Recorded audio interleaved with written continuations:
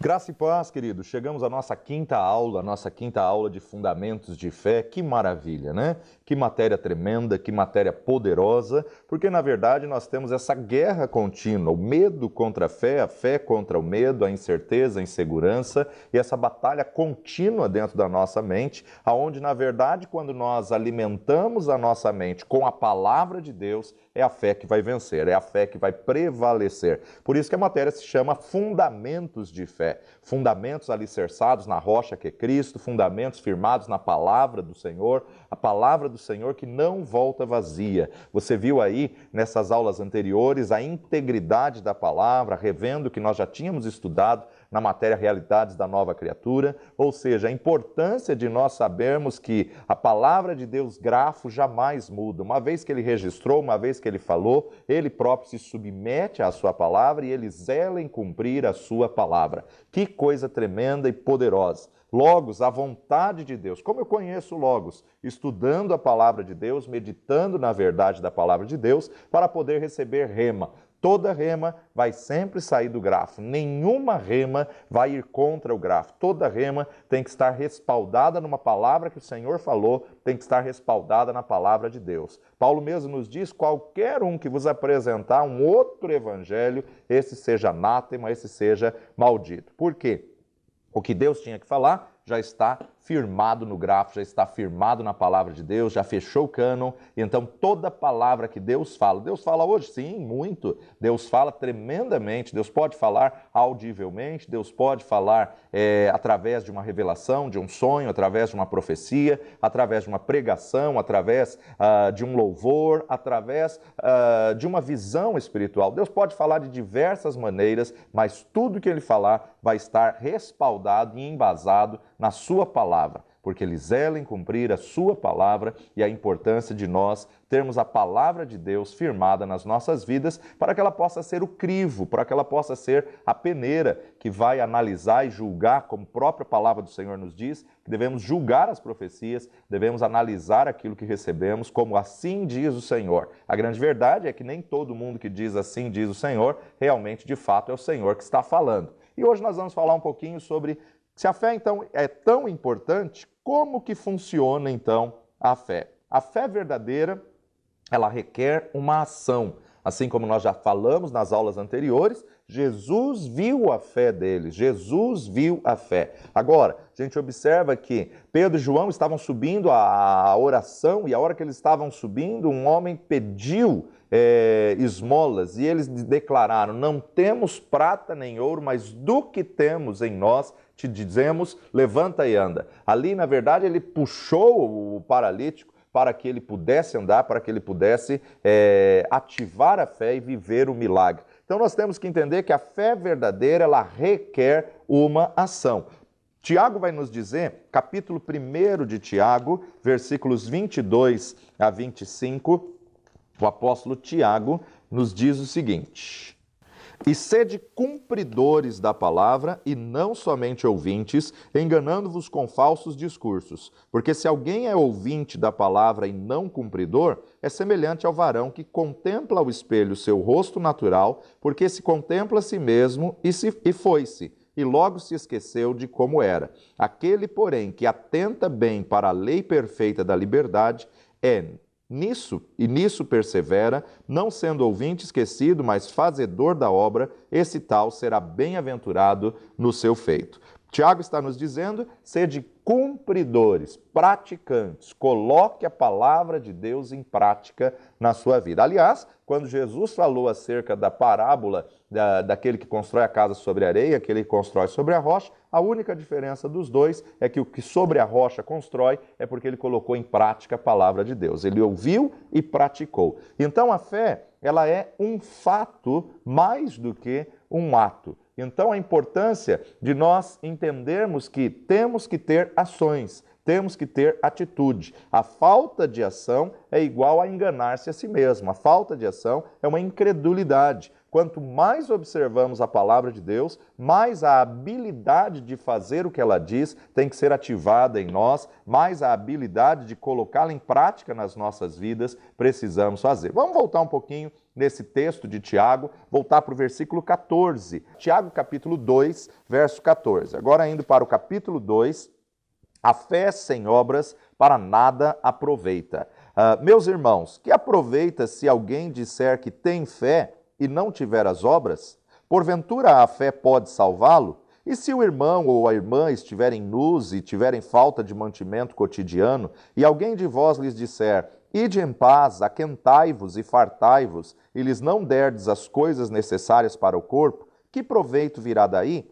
Assim também a fé, se não tiver as obras, é morta em si mesmo. Mas dirá alguém: tu tens a fé e eu tenho as obras. Mostra-me a tua fé sem as tuas obras, e eu te mostrarei a minha fé pelas minhas obras. Tu crês que há um só Deus? Fazes bem. Também os demônios o creem e estremecem. Nós observamos aqui Tiago dizendo acerca da importância da ação, a importância das atitudes. Que adianta alguém vir pedir que está aí nu, está sem comida, está sem mantimento, ou então está sem roupa, e a pessoa pede ajuda, pede auxílio, e muitas vezes dizemos: vai em paz, que o Senhor te abençoe, e não fazemos nada, não colocamos em prática o evangelho vivo, o evangelho verdadeiro. Você não tem que agir para impressionar ou tentar impressionar alguém, para mostrar aos outros que você tem fé, mas quando a fé é real, naturalmente ela produzirá frutos, naturalmente ela terá atitudes. Então, se continuarmos esse capítulo,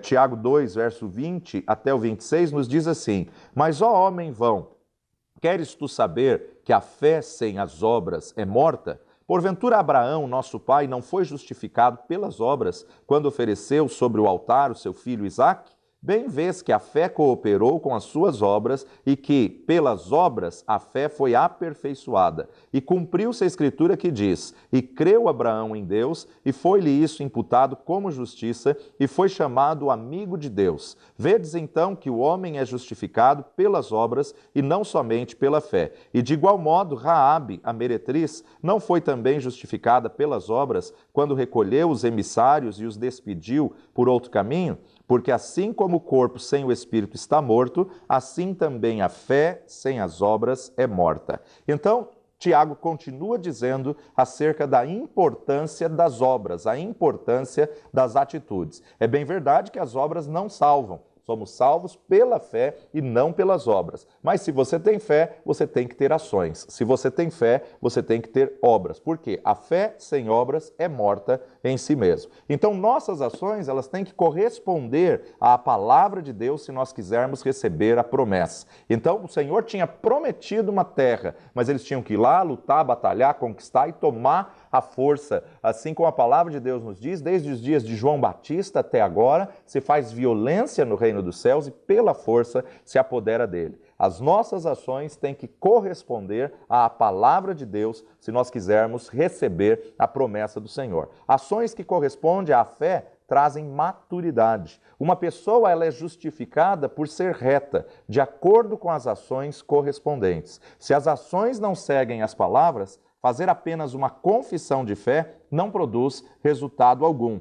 Não adianta você ficar com confissão positiva. Você tem que crer e falar, misturar a sua fé com a ação, a atitude. A crer, na verdade, vai gerar uma ação. Então, muitos são enganados culpando a Deus ou culpando o diabo, mas às vezes o problema é a falta de agir. Às vezes o problema é a falta de iniciativa, a falta de fé. Então, aqui nós precisamos firmar algo muito importante. Não é agir para produzir a fé, mas agir porque já tem a fé. Então, não vai se jogar o remédio fora para manifestar a fé. Nós temos que entender que, na verdade, a autoridade da saúde, ela é o médico. O médico, Deus estabeleceu aí, deu sabedoria, deu entendimento para que ele fosse autoridade na saúde. O mesmo médico que prescreveu uma medicação vai ser o médico que vai olhar para você, vai refazer os exames e vai ver no diagnóstico: olha, eu não sei o que aconteceu, mas você não precisa mais tomar esse remédio. Então, na verdade, ter fé não é jogar o medicamento fora. Ter fé é você voltar ao médico e ver que, na verdade, você não necessita mais daquele medicamento.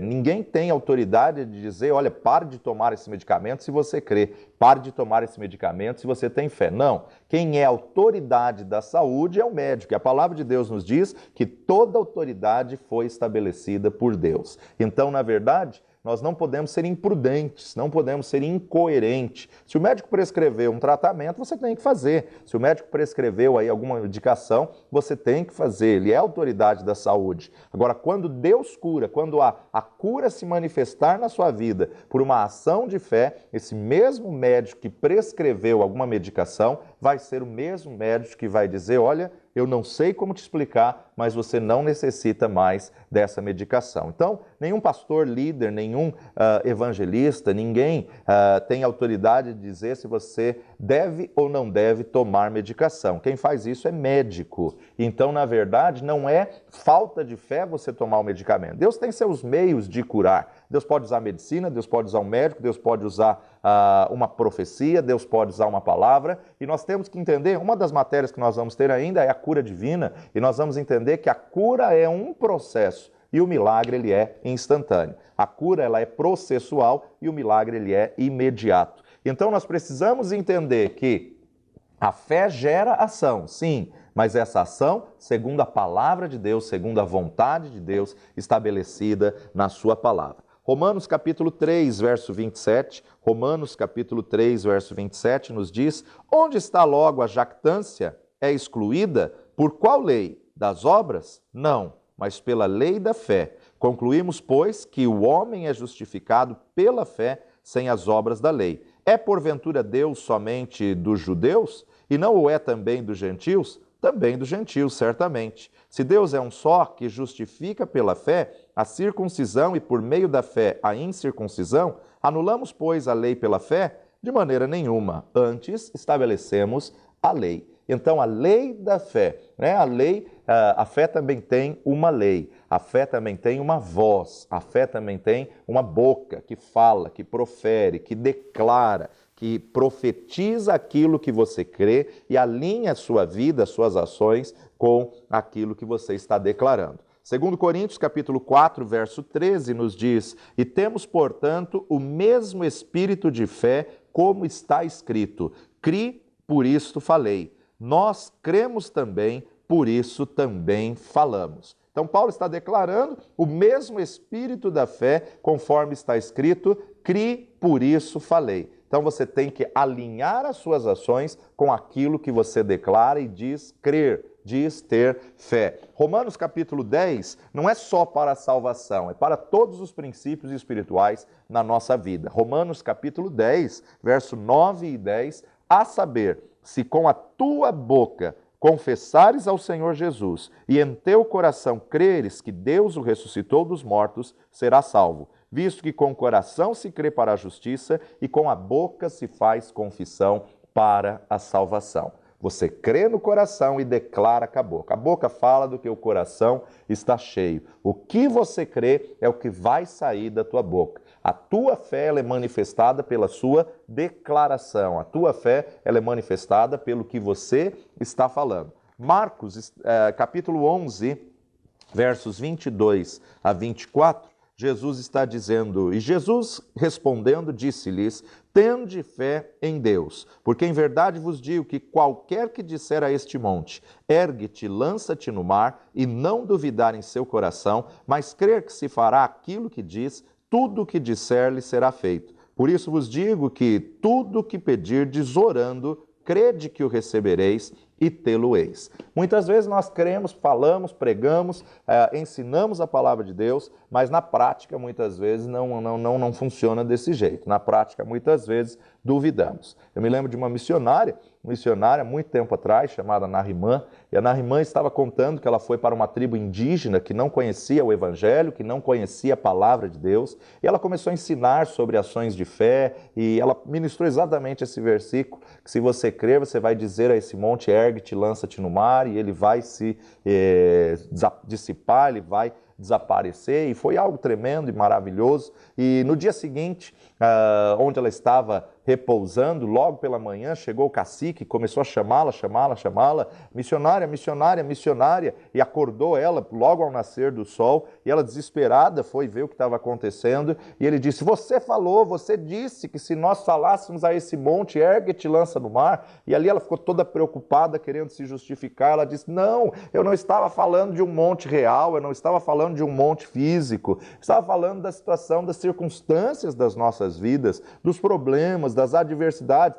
E ele: não, missionária, não, você pregou ontem que se nós tivéssemos fé, nós oraríamos e o monte desapareceria. E ela, ainda preocupada com a ação daquele cacique, ela disse: sim, e o que aconteceu? E ele, em lágrimas, começou a dizer: na frente da minha casa tinha um monte, na frente da minha casa tinha algo ali que nós não conseguíamos remover, uma montanha que atrapalhava o acesso à nossa casa. E quando nós voltamos para casa e fomos dormir, eu coloquei Deus em xeque. Eu disse a Deus: Senhor, se o Senhor existe mesmo, se o Senhor é Deus dessa missionária que está pregando, eu quero que esse monte desapareça. E hoje pela manhã, quando acordei, o monte desapareceu. A própria missionária não acreditava que aquilo poderia ser real. A própria missionária não acreditava que aquilo poderia acontecer daquela forma. E quando então ela foi até a casa desse cacique, lá tinha desaparecido um monte, estava liso, estava reto, plano, para provar ali a existência do Deus Todo-Poderoso, a glória do Deus Todo-Poderoso. E por causa dessa ação,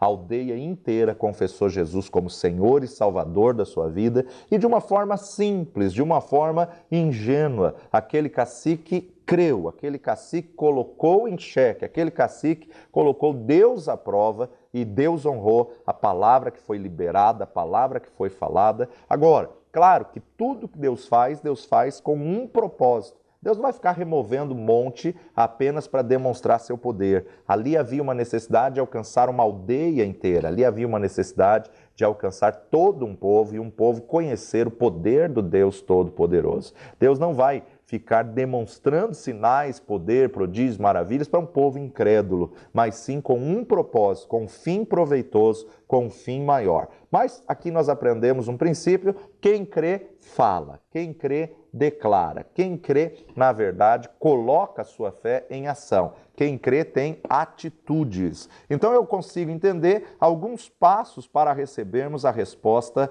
desejada. 1 de João, capítulo 5, verso 14 e 15.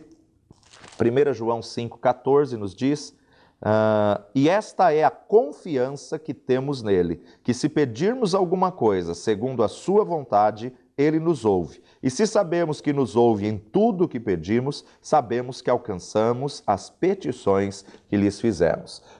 Aqui o apóstolo João está dizendo: esta é a confiança, esta é a convicção, esta é a certeza que temos nele, que se pedirmos alguma coisa segundo a sua vontade. Veja que a condicional aqui é estar segundo a vontade de Deus. E para estar segundo a vontade de Deus, na verdade, eu tenho que conhecer a palavra. Se eu pedir alguma coisa segundo a palavra de Deus, a importância de estarmos meditando segundo a palavra de Deus. Então, aqui fica uma dica. Se você tem uma resposta, se você tem um pedido de oração que você necessita de uma resposta, procure na Bíblia promessas que lhe respaldem essa resposta. Por exemplo, se você necessita de uma cura, procure todos os versículos que falam sobre cura, declare os versículos que falam sobre cura. Ele levou sobre si todas as enfermidades, pelas suas pisaduras fomos sarados. Declare que Ele é o Deus que sara, Ele é o Jeová Rafa, o Senhor que sara todas as enfermidades. Declare que Jesus nos deu autoridade e poder, imporão as mãos sobre os enfermos e esses serão curados. E comece a declarar. Então você encontra versículos bíblicos, você encontra respaldo bíblico para poder respaldar aquilo que você necessita. E assim você começa a declarar. Um livro muito maravilhoso da apóstola Valnice Milhomens, ela diz: orando a palavra, orando a palavra. Vale a pena você ler, vale a pena você meditar nesse livro, onde você vai aprender a encontrar respaldo bíblico para aquilo que você tem a buscar diante do Senhor. João capítulo 16, versículo 13 e 14. Mas, quando vier aquele Espírito da verdade, ele vos guiará em toda a verdade, porque não falará de si mesmo, mas dirá tudo o que tiver ouvido e vos anunciará o que há de vir. Ele me glorificará, porque há de receber do que é meu e vou-lo-á de anunciar. Quando vier aquele Espírito da verdade, Jesus estava profetizando acerca do derramar do Espírito Santo, acerca da dispensação da graça, que o Espírito Santo seria de habitação. Esse Espírito da verdade nos guia a toda a verdade. Então deixa o Espírito Santo de Deus transformar as Escrituras, transformar o grafo num relacionamento pessoal com Jesus, transformar o grafo como algo vivo para a tua vida, para a tua jornada, para a tua caminhada. Voltando ainda para Marcos, você observa que, capítulo 11, 22, Jesus disse que nós temos que falar a nossa montanha, temos que falar ao nosso monte.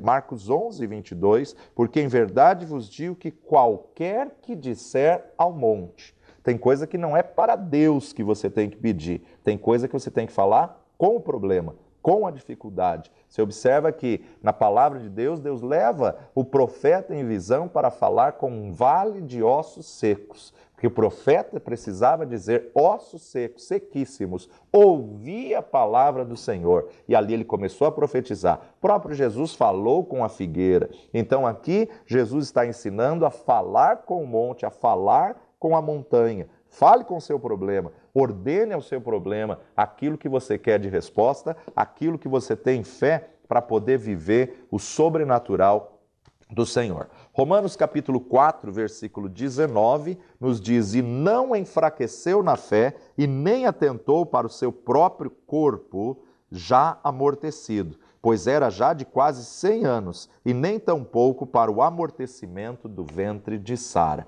Ou seja, nós aprendemos aqui, Paulo dizendo que Abraão não se preocupou com as circunstâncias. Abraão não deu atenção aos problemas, não deu atenção às evidências, não deu atenção às circunstâncias que não estavam de acordo com o resultado desejado. Deus falou que ele teria um filho, ele não colocou impedimento, ele não colocou obstáculos, ele não colocou objeções, ele não diz: mas Senhor, eu estou com quase 100 anos, mas Senhor, Sara tem 90, Senhor, Sara não tem mais como gerar. Então, depois de tudo que Abraão passou, a princípio ele não acreditou e ele aceitou a sugestão de Sara, se deitou com Agar. E aí então o Senhor fala com ele de novo, anos depois, e depois de um tempo o Senhor diz a ele: é de ti que sairá uma grande nação. E aí então Sara riu, mas Deus honrou aquilo que ele tinha falado, e Abraão ali se torna pai da fé, ali se torna realmente um homem de fé. Ele não nasceu homem de fé, ele não era homem de fé no começo da sua chamada, no começo da sua jornada, mas pela palavra de Deus, de sorte que a fé vem pelo ouvir, o ouvir pela palavra. Ele ouviu a palavra de Deus e ao ouvir a palavra de Deus, gerou fé na sua vida. Olha só o versículo 20. E não duvidou da promessa de Deus por incredulidade, mas foi fortificado na fé, dando glória a Deus. Foi fortificado, foi fortalecido na fé, glorificando, adorando, exaltando ao Senhor Todo-Poderoso. Então, isso nos ensina algo muito precioso, uma chave muito preciosa. No tempo de espera, adore a Deus, louve a Deus pela resposta, pela fé, comece a agradecer ao Senhor já pela resposta. Então nós temos que entender, a palavra de Deus nos traz alguns exemplos de fé com ações correspondentes. Vamos lá ver o que Jesus está dizendo acerca dessa parábola da rocha e da areia. Mateus capítulo 7, versículo 24 em diante. Mateus capítulo 7, 24, os dois alicerces. Todo aquele, pois, que escuta as minhas palavras e as pratica, assemelhá-lo-ei ao homem prudente, que edificou a sua casa sobre a rocha. Desceu a chuva, correram os rios, assopraram os ventos e combateram aquela casa e não caiu, porque estava edificada sobre a rocha. E aquele que ouve essas minhas palavras e as não cumpre, compará-lo-ei ao homem insensato, que edificou a sua casa sobre a areia. E desceu a chuva, correram os rios e assopraram os ventos e combateram aquela casa e caiu, e foi grande a sua queda. De uma maneira numa linguagem de parábola, Jesus nos traz uma verdade muito grande, uma verdade muito sincera, objetiva, a diferença do escutar e ouvir. Ouvir, você pode ouvir qualquer som, você pode ouvir um caminhão que passa nas ruas, você pode ouvir alguém gritando, você pode ouvir qualquer barulho, e ouvir entra por um ouvido e sai pelo outro. Aquele que ouve a minha palavra e não coloca em prática. Ou seja, ele ouviu, ele estava no culto, mas na verdade ele não deixou ela fazer parte da sua vida. Ele não deixou ela gerar vida na sua vida. Mas Jesus começa a parábola dizendo que aquele que escuta essas minhas palavras e as coloca em prática, ou dependendo da sua tradução, aquele que escuta essas minhas palavras e as cumpre, a coloca em prática na sua vida, é semelhante ao homem prudente que edificou sua casa sobre a rocha. O segredo está aqui. Se você colocar em prática o que você ouve da palavra de Deus, então, na verdade, sua casa vai ser edificada sobre a rocha. Porque no decorrer da parábola, nós vamos ver que tanto aquele que colocou sobre a areia, como aquele que colocou sobre a rocha, vão vir três situações. Desceu a chuva, correram os rios e assopraram o vento. Desceu a chuva, correram os rios e assopraram os ventos, vem tanto sobre a casa que está sobre a rocha, como também vem sobre o indivíduo que edificou sua casa sobre a areia. Então, na verdade, Deus não nos livra da adversidade, Deus não nos livra da situação. O sol nasce para o bom e para o ruim, a chuva vem para o servo de Deus e para o ímpio. Então, nós observamos aqui que as condições, as circunstâncias vão vir sobre as duas casas, mas a diferença está. Aquele que colocou a palavra em prática na sua vida, a sua casa não vai cair, porque ela está firmada sobre a rocha. Então, a importância de nós colocarmos em prática a palavra de Deus nas nossas vidas. O que edificou a casa sobre a rocha, ele não apenas escutou, mas ele praticou, ele agiu de acordo com a palavra. Ele colocou a fé em ação. A casa, que representa a vida deste homem, foi construída sobre um alicerce firmado, sobre a rocha que é Cristo. Se a casa foi construída sobre a rocha que é Cristo, pode descer as chuvas, podem correr os rios, podem soprar os ventos, que ela não vai cair. A tempestade, ela atacou os dois homens, tanto aquele que escutou como aquele que ouviu, tanto aquele que praticou como aquele que não praticou. A diferença não está no processo, a diferença está no resultado. Aquele que praticou, ele passou por todos os problemas e adversidades, mas a casa não caiu porque estava firmada sobre a rocha. Deus não nos livra do problema, mas no problema ele é a diferença. Assim como a palavra de Deus nos mostra, Deus não livrou Daniel da cova dos leões, mas na cova ele enviou seu anjo que fechou a boca dos leões. Deus não livrou Sadraque, Mesaque e Abednego da fornalha de fogo ardente, mas na fornalha ele é o quarto homem. Então Deus não nos livra da cova dos leões, mas na cova dos leões ele envia o seu anjo. Deus não nos livra da fornalha de fogo ardente, aliás, muito pelo contrário, é servo de Deus, manda aquecer a fornalha 7 vezes mais. O rei pensou, esse povo é duro de queimar, então aquece 7 vezes mais. Deus não livrou Sadraque, Mesaque e Abednego da fornalha, mas na fornalha ele foi o quarto homem. Aí nós observamos o quê? A casa estava edificada sobre a rocha.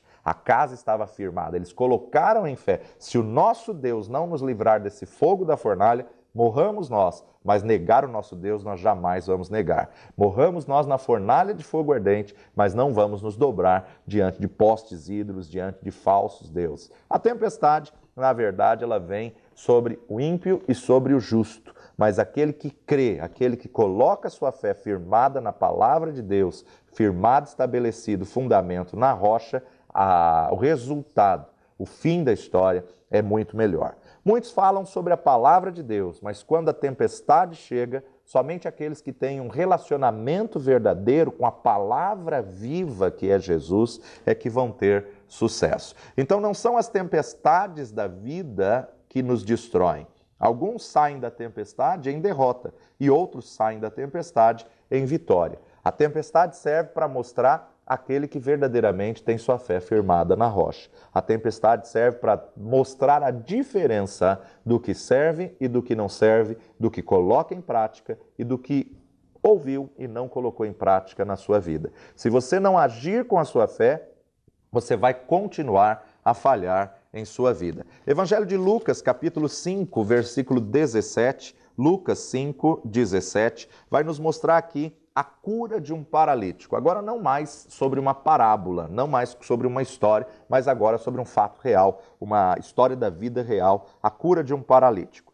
Lucas capítulo 5, 17, e aconteceu que em um daqueles dias estava ensinando e estavam ali sentados fariseus e doutores da lei que tinham vindo de todas as aldeias da Galiléia e da Judéia e de Jerusalém, e a virtude do Senhor estava com ele para curar. E eis que uns homens transportaram numa cama um homem que estava paralítico e procuravam fazê-lo entrar e pô-lo diante dele. E não achando por onde o pudessem levar, por causa da multidão, subiram ao telhado e por entre as telhas o baixaram com a cama até ao meio diante de Jesus. E vendo-lhes a fé, Jesus disse ao paralítico: Homem, os teus pecados te são perdoados. E os escribas e os fariseus começaram a arrazoar, dizendo: Quem é este que diz blasfêmias? Quem pode perdoar pecados, senão Deus? Jesus, porém, conhecendo seus pensamentos, respondeu-lhes e disse-lhes: Que arrazoais em vosso coração? Qual é mais fácil? Dizer: Os teus pecados te são perdoados, ou dizer: Levanta-te e anda? Ora, para que saibais que o Filho do Homem tem sobre a terra poder de perdoar pecados, disse ao paralítico: Eu te digo, levanta-te, toma a tua cama e vai para a tua casa. E levantando-se logo diante deles e tomando a cama em que estava deitado, foi para a sua casa glorificando a Deus, e todos ficaram maravilhados e glorificavam a Deus e ficavam cheios de temor, dizendo: Hoje vimos prodígio. Observamos aqui algo tremendo, maravilhoso, mas o que eu quero chamar a atenção de você é justamente o verso 20. E vendo-lhes a fé, Jesus disse ao paralítico. Como que alguém pode ver algo abstrato? Como que alguém pode ver a fé na tua vida? Só se vê a fé pelas ações, só se vê a fé pelas atitudes que você toma. Jesus viu a fé, não só do paralítico, mas dos 4 que estavam segurando as cordas no telhado. Jesus viu a fé dos 5. Peraí, eles agiram por fé. Não dá para entrar pela porta da frente, não dá para entrar pela porta dos fundos, não dá para entrar pelas janelas. Peraí, vamos colocá-los pelo telhado. Por que eles fizeram esse sacrifício? Por que eles subiram ao telhado, destelharam a casa e desceram aquela maca? Porque eles criam que se aquele paralítico estivesse diante de Jesus, ele seria curado, ele seria restaurado. Então o texto nos diz: e Jesus, vendo-lhes a fé, Jesus, vendo a fé deles, que o paralítico tinha fé para ser curado, disse: perdoados estão os teus pecados. Então nós observamos aqui que aquela paralisia era consequência de um pecado. Primeiro Jesus vai tratar a questão espiritual. Primeiro Jesus vai tratar a questão do pecado, a raiz do problema, para depois resolver o sintoma, a circunstância, a paralisia. Os 4 homens não aceitariam a derrota, porque a fé que age sempre vence. A fé que tem ações, atitudes que demonstram aquilo que você crê. Jesus mandou então o homem se levantar e andar quando ele não podia. O homem agiu de acordo com as palavras. O homem não ficou colocando obstáculos, impedimento. O homem não ficou dizendo: não, Senhor, tu sabes que eu sou paralítico. Ele não questionou. Se Jesus liberou uma voz de comando, uma palavra de comando: levanta-te, toma o teu leito e anda. O homem agiu de acordo com a palavra de Deus. Aquela palavra se tornou rema e entrou no seu coração, e ele se levantou e andou. Então a importância de nós vermos as atitudes de fé. Eles poderiam ter ficado no comodismo, eles poderiam ter se acomodado do lado de fora da casa. Vamos pensar, se Jesus entrou na casa, uma hora Jesus tem que sair. Eles poderiam ter colocado a maca deste homem na porta da saída, aguardar todo aquele povo esvaziar e esperar Jesus passar por ali. Mas não, eles agiram por fé, eles superaram os obstáculos, eles superaram a multidão. Interessante a gente observar diversas lições que temos aqui. Primeira delas, a multidão estava impedindo esse homem de chegar diante de Deus. Muitas vezes a igreja se compara à multidão, impedindo paralíticos de chegarem à presença do Deus Todo-Poderoso, paralíticos espirituais, paralíticos que estão paralisados nos seus paradigmas, estão paralisados numa religiosidade, e a multidão impede. Assim também como a mulher do fluxo de sangue, ela teve inúmeros obstáculos. Ela estava fraca por causa da sua enfermidade, por causa da sua anemia. Ela estava fraca, 12 anos com hemorragia, ela estava com uma anemia profunda. E outra, no contexto da época que ela vivia, ela era tida como imunda, ela não podia estar entre a multidão, ela não podia tocar nas pessoas. Ela já tinha gasto todos os seus bens com os melhores médicos especialistas da época, mas ela decidiu na sua casa, e ela decidiu porque ela ouviu. Ela ouviu alguém dizer, vem vindo na cidade um homem que cura, e ela ainda teve fé, mesmo tendo gasto todos os seus bens, 12 anos pagando os melhores especialistas, essa mulher não desanimou. Ela disse, se eu tão somente tocar na orla de suas vestes. Peraí, como você vai tocar se Jesus está sempre rodeado de uma multidão? Ela foi como ela conseguiu, ela foi. Talvez rastejando, talvez no meio das pernas daquela multidão, talvez alguém até identificasse ela como aquela mulher imunda, até chutasse ela, sai daqui sua imunda. Mas quando ela chegou atrás do mestre, ela puxou a orla e ela então foi curada, porque ela creu naquilo que ela tinha ouvido, e Jesus disse, alguém me tocou porque eu senti que de mim saiu virtude. Quem foi que me tocou? Jesus não evidenciou ela para envergonhá-la, muito pelo contrário. Jesus evidenciou ela para que ela tivesse uma cura muito maior. Jesus evidenciou ela para que as pessoas que estavam ali presentes pudessem ver, olha, pode visitar a casa dessa mulher, pode deixar ela ir na tua casa. Ela está 12 anos excluída da sociedade, do convívio das pessoas. 12 anos que ela não podia receber visitas, 12 anos que ela não podia conversar com as amigas ou visitar familiares. 12 anos que ela está reclusa, mas que num toque de fé, ela mudou essa circunstância pela ação. Ela teve a fé e ela agiu segundo a fé que ela tinha. Lucas capítulo 17, versículo 11, a cura de 10 leprosos. E aconteceu que, indo ele a Jerusalém, passou pelo meio de Samaria e da Galiléia, e entrando numa certa aldeia, saíram-lhe ao encontro 10 homens leprosos, os quais pararam de longe e levantaram a voz dizendo, Jesus, mestre, tem misericórdia de nós. E ele, vendo-os, disse-lhes, ide e mostrai-vos ao sacerdote. E aconteceu que, indo eles, ficaram limpos. E um deles, vendo que estava são, voltou glorificando a Deus em alta voz, e caiu aos seus pés com o rosto em terra, dando-lhes graça, e este era samaritano. E respondendo Jesus disse, não foram 10 os limpos? E onde estão os 9? Não houve quem voltasse para dar glória a Deus, senão este estrangeiro? E disse-lhe, levanta-te e vai, a tua fé te salvou.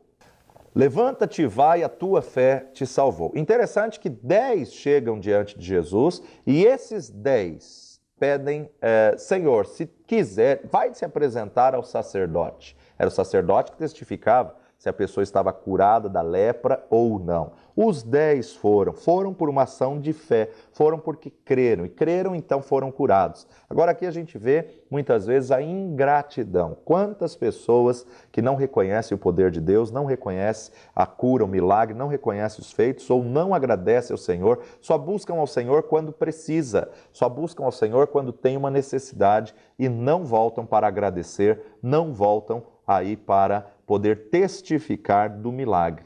Aquele estrangeiro volta, impressiona Jesus e Jesus questiona ele. Não foram 10 os que foram limpos? Porque só esse estrangeiro que voltou. Vai em paz, a tua fé te salvou. Nós observamos aqui, muito além da cura, tem uma salvação na vida deste homem. Mas eles tiveram que agir por fé. João capítulo 9, versículo 1, Evangelho de João, capítulo 9, a cura de um cego de nascença.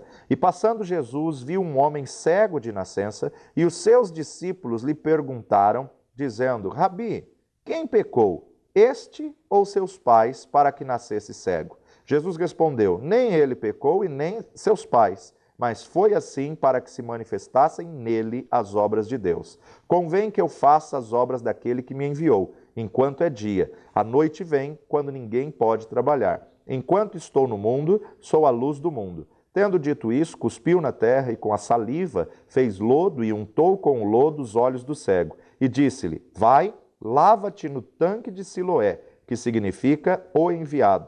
Foi, pois, e lavou-se e voltou vendo. Então os vizinhos e aqueles que dantes tinham visto que era cego diziam: não é este aquele que estava sentado e mendigava? Uns diziam: é este, e outros: parece-se com ele. E ele dizia: sou eu. Diziam-lhe, pois: como se te abriram os olhos? E ele respondeu e disse: o homem chamado Jesus fez lodo e untou-me os olhos e disse-me: vai ao tanque de Siloé e lava-te. Então fui, lavei-me e vi. Você observa aqui uma ação seguida de fé. Né? Uma ação seguida de fé. Os discípulos estão questionando: aqui é consequência de um pecado geracional? Aqui é consequência do pecado dos pais? Não, não. Nem ele pecou, nem seus pais pecaram, mas foi assim para que se manifestasse a glória de Deus nele. Jesus gospe no chão, faz lodo ali com a terra, unta os olhos daquele cego e dá a ele uma tarefa, dá a ele uma prova. Vai até o tanque de Siloé. Ele tinha que atravessar toda a cidade para chegar ao tanque de Siloé, mas isso demonstraria uma ação de fé. E a obediência às palavras do mestre traria a cura na vida dele. E ele obedeceu, ele foi, ele creu, ele agiu por fé e ele foi até ao tanque de Siloé, que significa o enviado, e ali ele pôde viver o milagre. À medida que ele lavava os seus olhos começaram a enxergar e ele pôde testificar. Eu não sei como isso aconteceu, mas um homem chamado Jesus fez lodo, untou meus olhos, mandou eu ir ao tanque de Siloé e quando eu lavei meus olhos, estou enxergando, estou curado. A obediência à palavra do mestre traz cura, a obediência à voz de Deus traz cura. Não só no Novo Testamento, como também no Antigo Testamento. Você sabe da história de Eliseu, quando vai ordenar a Naamã, chefe do exército do rei da Síria. Então nós observamos aqui uma voz de comando. Aquele homem criou uma expectativa no homem. Ele imaginou que Eliseu iria sair, iria passar a mão sobre a lepra, que Eliseu iria falar com ele, mas Eliseu tão somente deu uma voz de comando. Vai, lava-te no Jordão, mergulha lá 7 vezes e ali você vai ficar curado. Peraí, o Jordão era um rio sujo, o Jordão, na terra dele tinha rios mais limpos, e ali então uma pessoa anônima, um dos seus empregados, um dos seus criados disse: meu senhor, se o profeta tivesse te pedido coisa mais difícil, você não faria? Se o profeta tivesse pedido algo material de valor, você não daria? Que custa? Já estamos aqui, desce e mergulha. Mas, na verdade, ele teria que se despir diante de todos aqueles que ele tinha um reconhecimento e uma reputação muito alta. Ele teria que se humilhar, ele teria que se despir diante daqueles assessores que estavam ao seu redor, diante da sua comitiva que foi até a casa do profeta Eliseu com ele. Ele teria que se despir diante de todos e tirar a capa do sucesso, do orgulho, da vaidade, da ostentação e se humilhar descendo no Rio Jordão, mas na obediência. Até a 6º mergulho, nada aconteceu. Mas quando ele levantou do 7º mergulho, ele pôde contemplar um milagre por obedecer a palavra de Deus que saiu da boca de um homem de Deus, profeta Eliseu. Então veja comigo, 2 de Reis, capítulo 5, versos de 1 a 14. E Naamã, chefe do exército do rei da Síria, era um grande homem diante do seu senhor e de muito respeito, porque por ele o Senhor dera livramento aos sírios, e era este varão, homem valoroso, porém leproso. E saíram tropas da Síria e da terra de Israel, levaram presa uma menina que ficou ao serviço da mulher de Naamã. E disse esta à sua senhora: tomara que o meu senhor estivesse diante do profeta que está em Samaria, ele o restauraria da sua lepra. Então entrou Naamã e o notificou a seu senhor, dizendo: Assim e assim falou a menina que é da terra de Israel. Então disse o rei da Síria: Vai, anda, e enviarei uma carta ao rei de Israel. E foi e tomou na sua mão 10 talentos de prata, e 6.000 siclos de ouro, e 10 mudas de vestes.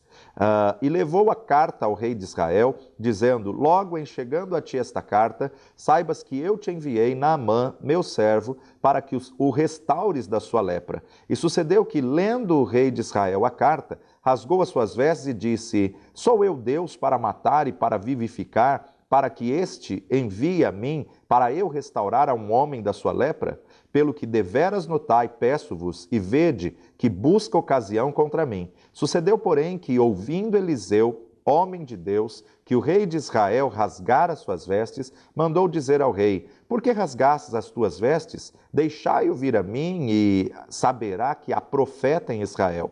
Veio, pois, Naamã com os seus cavalos e com seu carro, e parou à porta da casa de Eliseu, e então Eliseu lhe mandou um mensageiro, dizendo: Vai e lava-te 7 vezes no Jordão, e a tua carne te tornará, e ficarás purificado. Porém Naamã muito se indignou e se foi, dizendo: Eis que eu dizia comigo, certamente ele sairá e pôr-se-á em pé, e invocará o nome do Senhor seu Deus, e passará a sua mão sobre o lugar, e o restaurará o leproso. Não são, porventura, Abana e Farpar, rios de Damasco, melhores do que todas as águas de Israel? Não me poderia eu lavar neles e ficar purificado? E voltou-se e se foi com indignação. Então chegaram-se a ele os seus servos e lhes falaram e disseram: Meu pai, se o profeta lhe disser alguma coisa grande, porventura não a farias? Quanto mais dizendo-te ele: Lava-te e ficarás purificado? Então desceu e mergulhou no Jordão 7 vezes, conforme a palavra do homem de Deus, e a sua carne tornou como a carne de um menino, e ficou purificado. Nós observamos aqui alguns personagens fundamentais na cura desse chefe dos exércitos do rei da Síria. Primeiro deles, uma menina anônima. Dizem os estudiosos, pesquisadores, que ela tinha por volta de 12 a 14 anos no máximo. Uma adolescente. E eu paro e fico pensando, o que leva essa adolescente a ter essa convicção, a dizer à esposa de Naamã: se esse meu senhor tivesse em Israel, ele conheceria o Deus de Israel que cura. Com certeza, essa menina, embora escrava, embora foi arrancada da casa dos pais, embora ela foi vendida como escrava para a casa do chefe do rei da Síria, do chefe dos exércitos do rei da Síria, ela não tinha mágoa, ela não tinha ressentimento, ela não tinha rancor, mas com certeza ela viveu uma infância que ela viu milagres, sinais, prodígios e maravilhas. Ela viveu uma infância que a Bíblia não relata, mas ela viveu uma infância que ela viu muitos leprosos serem curados, ela viu muitos milagres acontecerem em Israel, embora tivesse ali como escrava, foi tomada da casa de seus pais, ela foi um canal de bênção, um canal do milagre, mesmo sendo escrava na casa do chefe dos exércitos do rei da Síria. Ela declara à sua senhora: se esse meu senhor estivesse em Israel, ele veria que há Deus em Israel. E isso faz, na verdade, a esposa de Naamã falar com Naamã, Naamã fala com o rei escreve uma carta. Agora, o rei de Israel achou que era uma cilada, o rei de Israel achou que era um laço. E aí então ele diz: como pode? Só acaso Deus, para poder curar, mandar viver ou matar alguém? E naquilo chega aos ouvidos do profeta Eliseu, e o profeta declara: deixa ele vir, para que ele saiba que há Deus em Israel. É tremendo nós vermos aqui a ação de um milagre, é tremendo nós vermos aqui que ele vai ao profeta, o profeta nem atende, o profeta nem o recebe, o profeta manda o seu empregado dizer: vai lá, fala para ele mergulhar no Jordão 7 vezes, fala para ele tomar banho 7 vezes no Jordão. Uma obediência simples a uma voz de comando de um homem de Deus produziu a cura num comandante. Agora, claro, ele resistiu, ele não queria fazer isso no Jordão, ele queria fazer em Abana e Farpar, que eram rios muito mais limpos, mas os seus criados, os seus assessores, a sua comitiva força, dizendo: meu senhor, se o profeta pedisse alguma coisa mais difícil, você não estaria disposto a pagar pela sua cura? Já estamos aqui, que custa? Então nós vemos aqui o processo de um milagre. E aí a gente pode definir o processo da fé com todos esses relatos que eu disse. Nós temos que entender que, em primeiro lugar, para ativar a fé, alguém teve que pregar, alguém teve que falar. E alguém falou a palavra de Deus, alguém falou do milagre de Jesus. Segundo lugar, alguém precisou ouvir.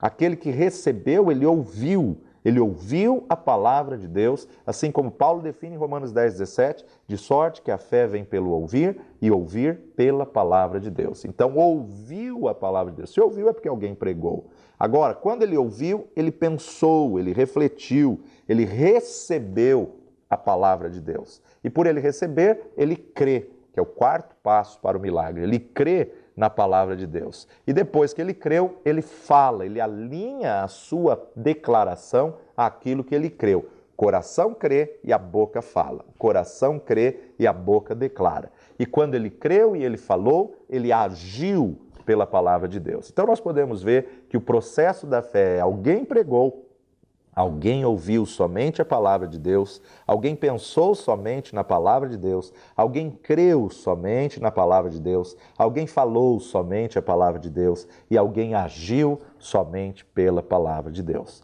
Deus quer que você tenha o cumprimento das promessas. Deus não quer que você fique vivendo apenas de promessa, mas do cumprimento das promessas na sua vida. Se o teu agir for de acordo com a palavra da fé que você creu, você vai viver o milagre. Agora, se você não agir de acordo com a palavra, você não vai ativar a fé. Se você não agir de acordo com a palavra de Deus, isso não significa que, na verdade, você não tem fé. Isso significa que você não tem fé. E você não estará agradando a Ele, porque Ele é galardoador daqueles que creem nele. Ele é galardoador somente daqueles que têm ações por fé.